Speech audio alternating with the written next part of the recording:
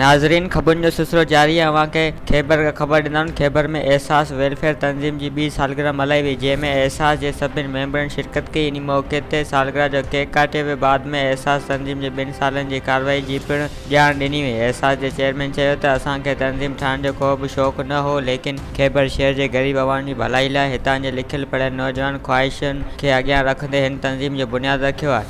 असांजी तंज़ीम जो मंशूर इहो आहे त ग़रीब बेपहुच माण्हुनि जी औलाद खे तालीम, तंज़ीम जे ख़र्च ते ॾियारणु ऐं मिस्किन माण्हुनि जो इलाज करणु ऐं संदसि हर क़िस्म जी मदद करणु। हिन तंज़ीम जो कंहिं बि सियासी पार्टी सां तालुक़ु न हूंदो ऐं न ई असां ग़रीब माण्हुनि ते सियासत करणु चाहियूं था। इन मौक़े ते डॉक्टर अयाज़ मेमण, एजाज़ उमराणी, कमरदीन कमराणी, मोहम्मद आचर मल्ला ऐं ॿियनि पिणु ख़िताब कयो। जश्न आज़ादी जे पुरमुसरत मौक़े ते ऐं मुबारकबाद जे इश्तिहारनि जी बुकिंग जारी आहे। राब्तो कंदा 0308316188। मज़ीद खबरों और तफसीलात के लिए विजिट करें हमारी वेबसाइट www.awamiNewsHD.com।